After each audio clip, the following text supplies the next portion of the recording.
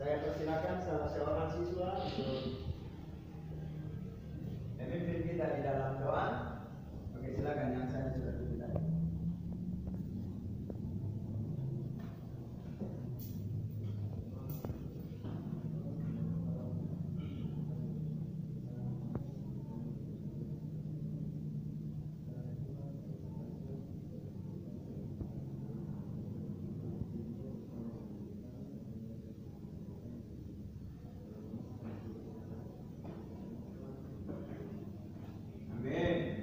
Oke, terima kasih. Nah, sebelum kita masuk dalam materi, kita nyanyi dulu PKJ 288, inilah rumah kami. Sudah tahu?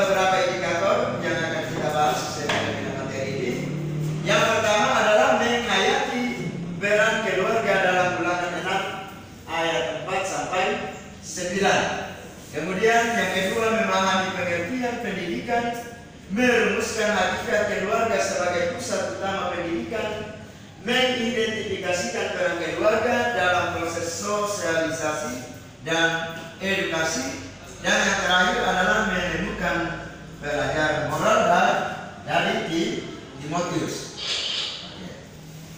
Nah, lalu apa tujuan pembelajarannya?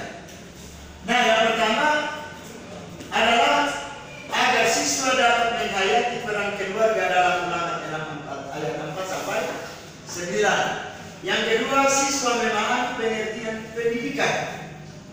Dan yang ketiga, merumuskan hakikat keluarga sebagai pusat utama pendidikan. Dan yang keempat, mengidentifikasi peran keluarga dalam proses sosialisasi dan edukasi. Dan yang kelima adalah menemukan pelajaran moral dari tokoh Timotius. Oke. Jangan tulis. Nah,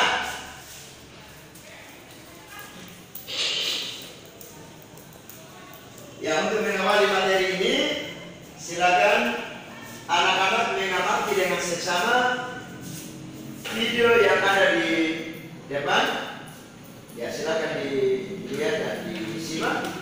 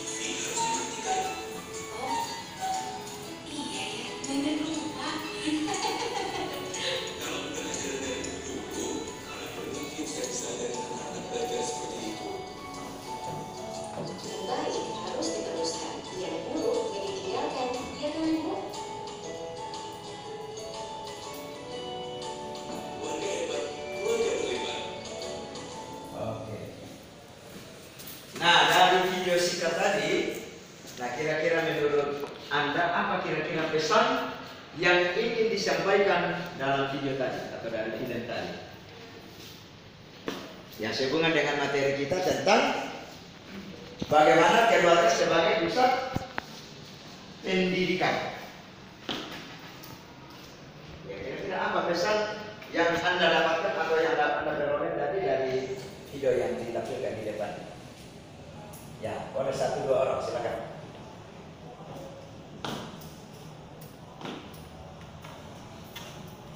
Oke, siapa? Siapa yang tadi? Ya, Nias. Oke, Nias, silakan. Ya, apa yang kamu dapatkan dari video singkat di atas tentang bagaimana keluarga itu sebagai apa? Pusat pendidikan utama. Oke, silakan.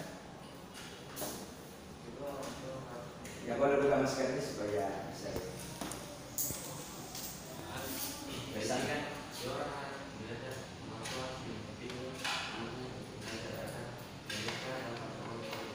Oke.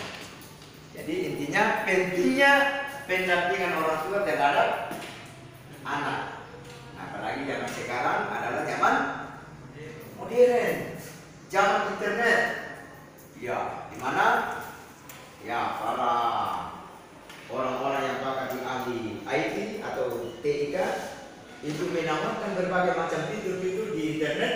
Nah, itu tergantung dari kita bagaimana kita memilah mana yang pantas, mana yang layak kita nonton dan mana yang tidak. Nah, karena itu seperti tadi ya, harus pentingnya pendampingan orang tua. Ya, kalau jam belajar ya harus belajar. Oke, masih ada? Aureka? Oke, silakan. Apa yang Aureka atau pesan apa yang Aureka tadi dapatkan dari video sehubungan dengan fungsi pendidikan dalam keluarga?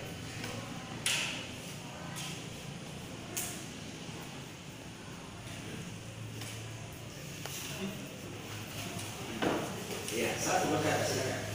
Buka masker supaya jelas. Ayo, iya. Apa yang dilakukan oleh seorang anak kecil tadi? Yaitu mematikan TV. Nah, apa pesan apa yang Anda dapatkan di situ?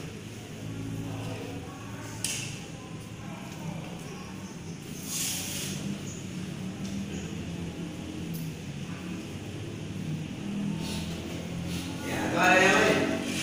Ya, selain tadi anak-anak yang mematikan televisi, apa lagi? Ya, ada seorang ibu dan ada seorang ayah. Apa yang dikatakan? Ya, nah, karena itu adalah apa yang telah diturunkan oleh orang tuanya ya. Karena orang tuanya dari sang bapak tadi juga itu melakukannya ketika bapak ini masih kecil dan itu diturunkan lagi kepada cucunya. Oke. Nah, saya kira itu yang penting. Nah, yang pertama kita melihat Apa itu pendidikan? Ya. Nah, kata pendidikan dalam bahasa Inggris itu disebut dengan kata education. Dari segi etimologinya, kata education ini berasal dari bahasa Latin eductum, yang tersusun dari dua kata, yaitu yang berarti perkembangan sesuatu, yang berasal dari keluar, dan duco yang sesuatu yang sedang berkembang, yang berarti sesuatu yang sedang berkembang. Nah, sesuatu itu tentunya adalah sesuatu yang positif dari definisi tersebut. Pendidikan berarti kemampuan diri sendiri dan juga kekuatan individu yang dikembangkan menuju arah yang lebih baik. Nah, itu pendidikan secara umum. Nah, bagaimana pendidikan itu menurut para ahli, ya khususnya ahli dia, ya atau pemulungnya. Nah, kita ambil beberapa saja. Ya, sebenarnya ada banyak tokoh-tokoh yang mengemukakan tentang pendidikan, tapi saya hanya ambil saja. Nah, yang pertama menurut Profesor Dr. John Dewey.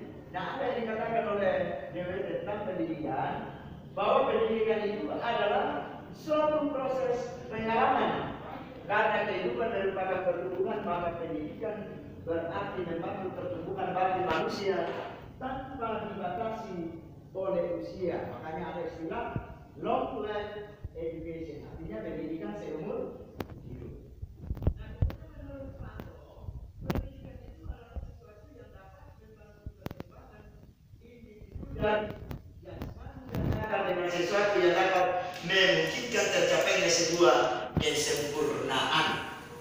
Nah, kemudian menurut Edgar Dale, pendidikan itu adalah suatu usaha yang dilakukan dengan sadar oleh keluarga, masyarakat atau pemerintah melalui bimbingan, pengajaran, pembelajaran, dan pelatihan yang berlangsung, baik yang dilakukan di sekolah maupun yang dilakukan di luar sekolah. Nah, itu menurut Edgar. Sedangkan menurut Paulo Freire, pengertian pendidikan itu adalah jalan menuju kebebasan yang permanen dan terdiri dari dua tahap. Tahap pertama adalah masa di mana manusia menjadi sadar akan kebebasan mereka, di mana melalui praksis mengubah keadaan itu. Dan tahap kedua itu dibangun atas tahap yang pertama, dan merupakan sebuah proses tindakan kultural yang membebaskan. Ya, jadi ini pendidikan menurut beberapa ahli dunia. Nah, sedangkan pendidikan menurut ahli pendidikan dari Indonesia, ya saya hanya mengambil tiga. Yang pertama, menurut Ki Hajar Dewantara atau Dewantara, yang sama. Nah, apa pendidikan menurut Ki Hajar Dewantara? Yaitu menurutnya adalah pendidikan bahwa pendidikan itu adalah suatu tuntutan di dalam hidup tumbuhnya anak-anak. Maksudnya ialah bahwa pendidikan itu menuntut segala kekuatan kodrat yang ada pada peserta didik agar sebagai manusia dan anggota masyarakat dapat mencapai keselamatan kebahagiaan hidup yang setinggi-tingginya. Nah, kemudian menurut Darman Mutias, pendidikan itu adalah pendidikan sebagai usaha dasar dan sistematis untuk mencapai taraf hidup dan kemajuan yang lebih baik. Nah, sedangkan menurut Ria Kara, definisi pendidikan itu diartikan sebagai suatu upaya dalam memanusiakan manusia, baik manusia muda atau pengangkatan manusia muda ke taraf yang insani. Nah, intinya di sini bahwa pendidikan itu adalah segala sesuatu yang berhubungan bagaimana mengubah pola pikir manusia. Dari yang tidak tahu menjadi tahu. Nah, itulah yang disebut dengan proses belajar. Dan belajar itu adalah bagian dari pendidikan. Nah, menurut pendidikan menurut lembaga dan kamus, saya ambil beberapa saja. Ya, yang pertama adalah menurut KBBI, pengertian pendidikan yaitu sebuah proses pembelajaran bagi setiap individu untuk mencapai pengetahuan dan pemahaman yang lebih tinggi mengenai objek tertentu dan spesifik. Dan yang kedua, yang ini yang penting, menurut Undang-Undang Sisdiknas, apa itu Sisdiknas? Sistem Pendidikan Nasional nomor 20 tahun 2003, pendidikan itu merupakan suatu usaha yang dilakukan secara sadar dan terencana untuk mewujudkan suasana dan proses pembelajaran agar peserta didik secara aktif mampu mengembangkan potensi yang ada dalam dirinya. Nah, sekarang kita akan melihat bagaimana pendidikan itu di dalam keluarga, khususnya pendidikan Kristen. Nah, dalam keluarga Kristen, peran keluarga itu tidak hanya sebatas melahirkan, memenuhi kebutuhan santap, pangan dan papan, tetapi yang paling penting juga di sini adalah bagaimana orang tua mengarahkan anak-anak melalui pendidikan. Nah, pendidikan itu ada dua, ada pendidikan secara lahiriah dan ada pendidikan secara rohani. Nah, tugas orang tua sebagai pendidik itu berakar dari panggilan sebagai suami istri, di mana tugas mereka adalah berpartisipasi dalam tugas penciptaan Tuhan. Nah, karena itu sangat penting bagi orang tua untuk menciptakan keluarga yang dipenuhi oleh kasih sayang sesama dan Tuhan Allah, sehingga menunjang perkembangan pribadi anak sesuai dengan nilai-nilai Kristen. Nah, nilai-nilai Kristen yang dimasukkan di sini adalah misalnya tentang bagaimana mengasihi, bagaimana menghargai orang lain, bagaimana apalagi menciptakan suasana damai dan lain sebagainya.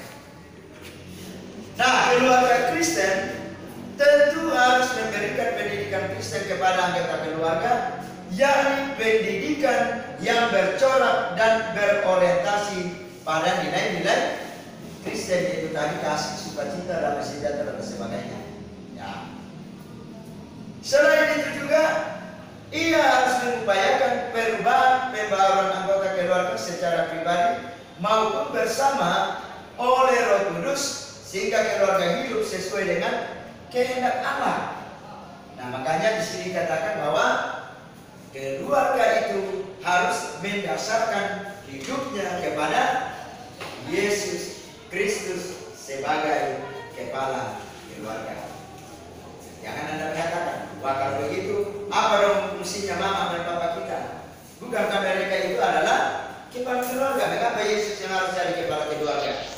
Ya, yang dimaksudkan di sini adalah Yesus Kristus sebagai kepala keluarga Kristen yang mengepalai seluruh keluarga-keluarga pengikut Kristus dan mendasarkan ajarannya kepada Yesus Kristus. Nah, itu yang disebut dengan keluarga Kristen. Nah, kemudian pendidikan secara Kristiani memanggil setiap anggota keluarga untuk meneladani Yesus sebagai guru agung. Nah, Yesus Kristus juga itu disebut sebagai guru agung. Ya, berarti agung di sini artinya besar, mulia, luar biasa dan sebagainya. Ya. Nah, karena itu setiap pengikut Kristus harus meneladani apa nilai-nilai Kristen yang ada di dalam iman Kristen. Nah, kemudian bagian C, peranan keluarga dalam proses sosialisasi. Nah, di kelas 1 kita sudah berbicara tentang bagaimana peran keluarga, peran Allah dalam keluarga atau peran keluarga. Nah, di mana ada peran secara jasmani, ada peran sebagai pendidik, ada peran sebagai tempat menciptakan suasana nyaman, aman dan damai dan lain sebagainya. Nah, peran keluarga dalam proses sosialisasi, nah ini diibaratkan seorang bayi yang lahir ke dunia itu merupakan suatu makhluk yang kecil, yang penuh dengan kebutuhan fisik dan sangat bergantung kepada orang tuanya. Nah, saya mau bertanya dulu, anak gadis ini yang ketika lahir sudah langsung berjalan atau sudah langsung berlari-lari? Tapi apa yang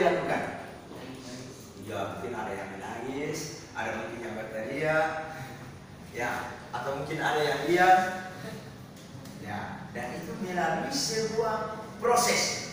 Nah, sehingga kita bisa besar atau dewasa sampai saat ini. Nah, ia lahir ke dunia dalam keadaan tidak mengetahui apa-apa, tetapi seiring dengan pertumbuhannya, ia akan belajar berbicara, berjalan, dan mulai melakukan aktivitasnya sendiri.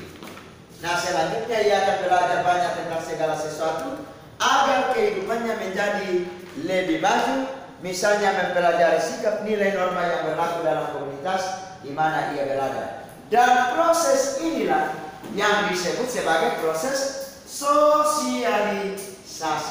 Nah, bagaimana orang tua mensosialisasikan nilai-nilai kekristenan bagi anak-anak mereka di dalam keluarga. Nah, itu peran keluarga dalam proses sosialisasi.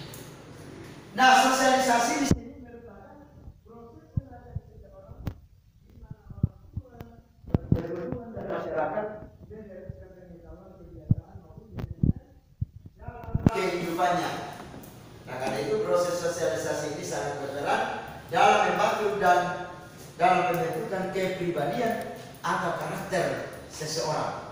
Nah, saya kira ini sangat penting bagaimana karakter itu menentukan atau menunjukkan identitas sebagai seorang Kristen. Nah, banyak orang yang mengatakan, "Pak, saya ini orang Kristen loh. Saya ini rajin beribadah, saya ini rajin berdoa." Tetapi apakah itu mencerminkan dengan perbuatan kamu? Walaupun rajin ke gereja, rajin ke ibadah, rajin berdoa, rajin baca Alkitab, tidak pernah apa, tapi tidak ada aplikasinya, tidak ada prakteknya. Ya, makanya Rasul Paulus mengatakan, iman tanpa perbuatan adalah mati. Kita percaya, kita beriman, tapi tidak ada tindakan, itu sama saja bohong. Makanya dikatakan iman tanpa perbuatan itu adalah mati. Nah, kemudian bagian dari peran keluarga dalam proses edukasi atau dalam proses pendidikan. Nah, dalam proses pendewasaan, seorang anak secara holistik proses sosialisasi saja tidak cukup. Namun juga dibutuhkan proses edukasi atau pendidikan. Nah, proses edukasi artinya pendidikan yang diberikan secara sengaja, terencana dan terstruktur agar tercipta individu kritis dalam menyikapi dampak sosialisasi yang ada, termasuk dalam membawa orang kepada kedewasaan iman. Nah, karena itu pada saat ini tanggung jawab keluarga untuk mendidik anak mungkin sebagai besar sudah diambil alih oleh lembaga pendidikan, misalnya sekolah dan gereja.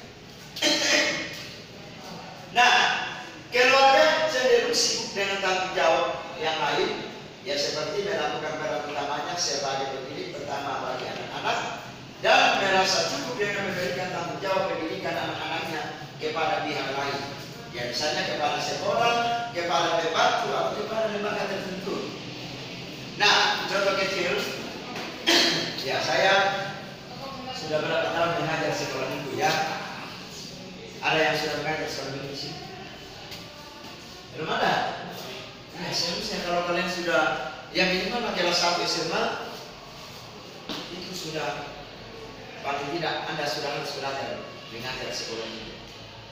Ya, kenapa? Karena mengajar sekolah minggu itu adalah pengalaman yang luar biasa. Bagaimana Anda bisa tampil di depan umum, Anda bisa berkomunikasi dengan anak-anak, Anda bisa berkomunikasi dengan guru-guru sekolah minggu. Nah, pengalaman saya, ya ketika anak-anak itu dibawa ke sekolah minggu, ya terkadang orang tua melepas begitu saja. Ada kok guru sekolah minggunya, ada kok Pak Pendeta, ada kok guru agama.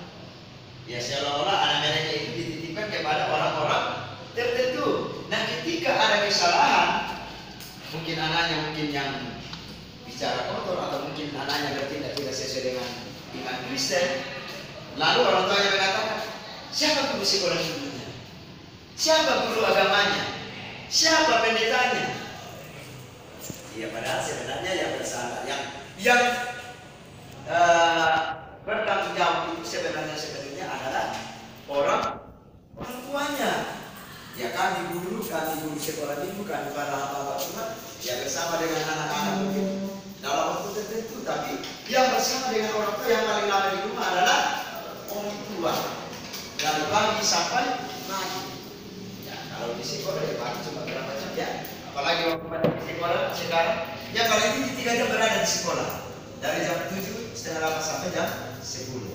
Nah, karena itu peran keluarga dalam proses edukasi atau pendidikan ini sangat penting. Ya, karena ini adalah merupakan tempat pertama dan utama bagi keluarga untuk mendidik anak-anaknya. Nah, kita masuk dalam diskusi. Ya, semua bawa kitab. Ya, mungkin karena perubahan ya, jadi tidak apa-apa. Yang bawa HP, ada yang bawa HP? Berapa orang yang bawa HP?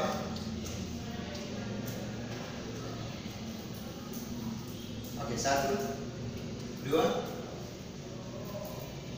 3. Oke.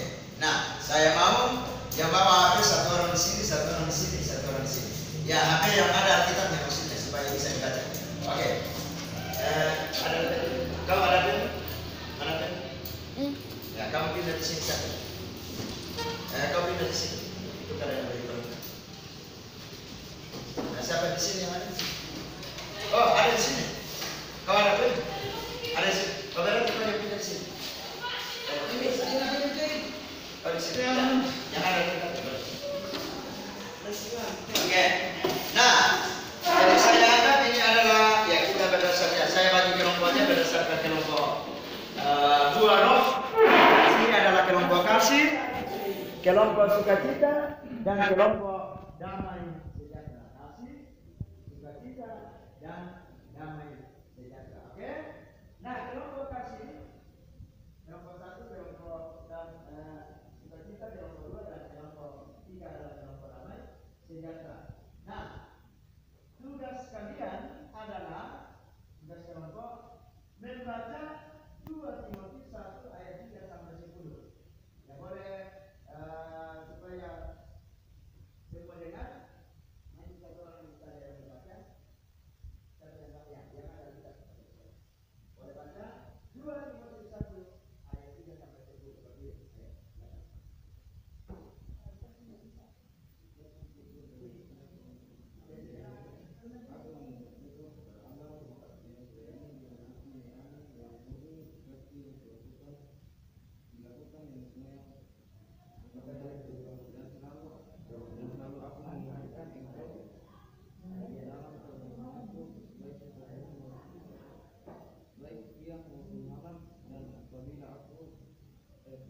Air matamu yang kucurahkan, aku ingin melihat engkau kembali supaya penuhlah kesukaanku. Sebab aku teringat akan imanmu yang tulus ikhlas, yaitu iman yang pertama-tama hidup di dalam nenekmu Lois dan di dalam Eunike, dan yang aku yakin hidup juga di dalam dirimu. Karena itu peringatkan engkau untuk mengucapkan karunia Allah yang ada padamu oleh penumpang tanganku atasmu. Sebab Allah memberikan kepada kita bukan roh ketakutan, melainkan roh yang membangkitkan kekuatan, kasih dan ketertiban. Jadi janganlah malu bersaksi tentang Tuhan kita, dan janganlah malu karena aku seorang hukuman karena dia, melainkan ikutlah menderita bagi Injilnya oleh kekuatan Allah.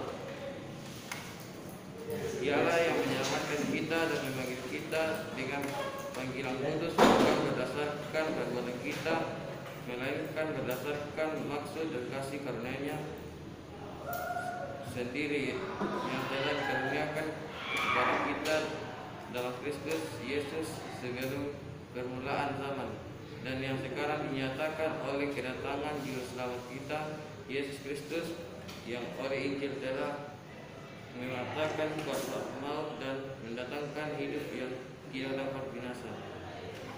Oke. Ya, nah itu materi tentang dari 2 Timotius 1 ayat 3 sampai 10. Nah, tugasnya untuk kelompok kasih akan menjawab nomor 1.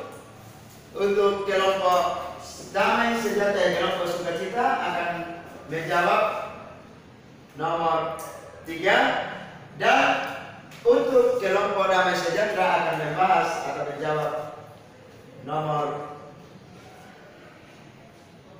4. Ya, pelajaran apa yang dapat diambil dari kehidupan Timotius. Ya, jadi kelompok kasih akan menjawab siapakah Timotius itu. Kemudian kelompok 2, apa pesan Paulus kepada Timotius, dan kelompok 3, pelajaran apa yang dapat diambil dari kehidupan Timotius dan keluarganya. Oke, saya kasih waktu 5 menit untuk menjawab. Ya, jadi satu-satu saja. Jadi kelompok 1 menjawab nomor 1, kelompok 2 menjawab nomor 3, dan kelompok 3 menjawab nomor 4. Oke, silakan. 5 menit dari sekarang. Ya. Oke.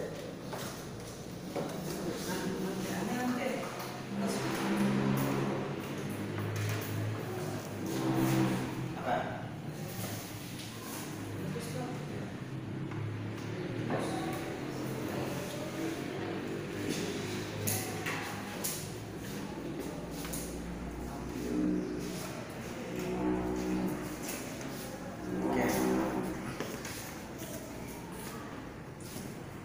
Jadi kelompok 1 mencari siapa itu Timotius. Ya. Berdasarkan pertanyaan tadi.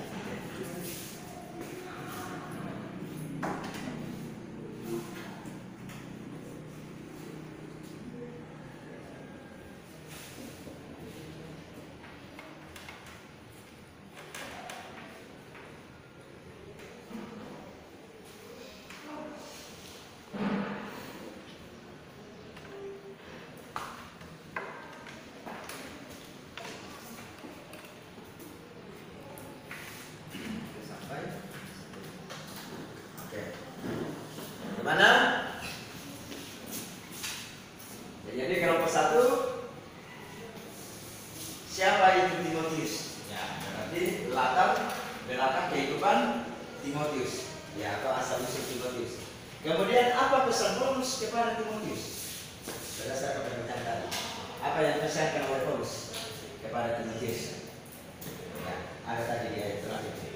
Kemudian pelajaran apa yang dapat diambil dari kehidupan seorang Timotius dan keluarganya? Oke, silakan. Bisa gak ditahan dulu? Ditahan. Di pos. Nanti dilanjutkan. Nah, kita sudah berdiskusi.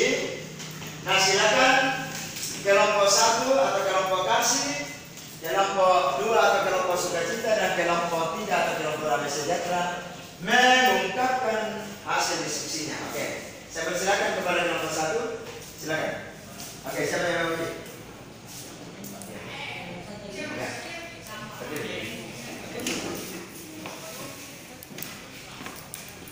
Siapa yang itu? Anak yang dikasih karunia rahmat dan sejahtera dari Allah Bapa dan Kristus Yesus Tuhan kita yang berkata. Jadi Timotius itu adalah anak rohani dari Rasul Paulus. Ya, oke. Kelompok 2. Pesan Paulus kepada Timotius seperti yang terdapat dalam ayat 8, yaitu janganlah malu bersaksi tentang Tuhan kita, dan janganlah malu karena seorang hukuman karena dia, melainkan ikutlah menderita bagi Injilnya oleh kekuatan Allah. Oke. Nah, kelompok 3, silakan.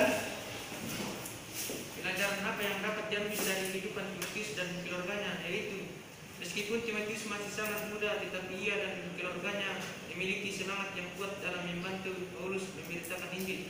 Oke. Nah, tepuk tangan untuk semua kelompok. Luar biasa jawaban dari anak-anak tentang pertanyaan di sekitar bagaimana Paulus dan Timotius dalam pelayanannya, seperti yang terdapat dalam 2 Timotius pasal 1 ayat 3 sampai 10.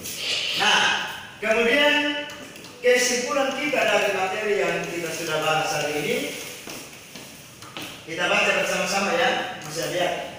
Bisa? Oke, nah kita baca bersama-sama 2, 3. Yang pertama 2, 3. Keluarga sebagai pusat pendidikan mengarah pada pembentukan satu pribadi secara utuh atau holistik, mencakup aspek rohani atau spiritual, psikis atau mental, fisik serta sesuai. Nah, yang kedua, kesimpulan yang kedua 1, 2, 3. Keluarga Kristen harus memberi pendidikan Kristen kepada anggota keluarga berupa pendidikan yang bercorak, berdasar, dan berorientasi pada nilai-nilai Kristiani sebagai usaha yang ditopang secara rohani dan manusiawi untuk meneruskan pengetahuan, sikap, keterampilan, dan tingkah laku yang bersesuaian dengan iman Kristen. Nah, kesimpulan yang ketiga 2, 3. Pendidikan secara Kristiani memanggil setiap anggota keluarga untuk meneladani Tuhan Yesus sebagai guru agung yang menjadi teladan bagi pengikutnya agar memiliki pemahaman serta relasi yang benar, mendalam, dan sangat pribadi dengan Tuhan Yesus. Nah, itulah ketiga kesimpulan kita saat ini. Nah, untuk tugasnya di rumah, ya Anda menjawab beberapa pertanyaan. Yang pertama, jelaskan arti pendidikan. Yang kedua, jelaskan peranan orang tua dalam mendidik anak di dalam keluarga. Yang ketiga, jelaskan alasan bahwa tugas mendidik anak berakar dari panggilan suami istri. Dan yang keempat, jelaskan bagaimana bentuk pendidikan yang harus diberikan orang tua terhadap anaknya. Yang kelima, jelaskan peran keluarga dalam proses sosialisasi. Dan yang keenam, jelaskan peran orang tua dalam proses edukasi. Ya, itu saja 6. Nah, minggu depan saya akan kumpul dan saya akan ambil nilai sebagai nilai tugas. Nah, oke, kita akan menutup pertemuan kita pada pagi hari ini. Nah, karena itu mari kita berdoa untuk menutup pertemuan kita. Berdoa.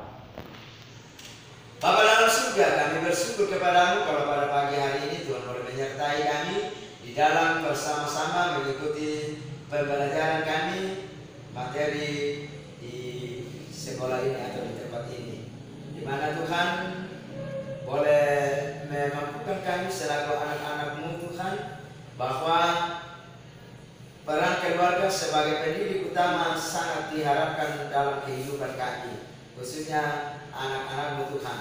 Karena itu Tuhan, berkati orang tua kami, berkati kami sebagai anak-anak, sehingga di dalam kehidupan kami boleh tetap hidup sebagai keluarga yang Engkau berkati. Sebentar Tuhan, kami masih akan melanjutkan pelajaran selanjutnya. Tuhan berkati kami, berkati Bapak Guru dan Ibu Guru kami. Ini doa kami Tuhan, di dalam nama Tuhan kami Yesus Kristus, kami datang berdoa dan mengucap syukur. Amin. Nah, siapa yang absen hari ini? Berapa orang? Hah? 2 orang? Ya. Oke, nanti ketua kelasnya silakan dicek siapa yang tidak hadir saat ini. Ya. Oke. Nah, demikianlah pertemuan kita. Tuhan memberkati. Selamat pagi dan tetap menjaga protokol kesehatan, ya, sehingga kita tetap sehat Tuhan di dalam mengikuti pelajaran selanjutnya. Tuhan memberkati. Selamat pagi.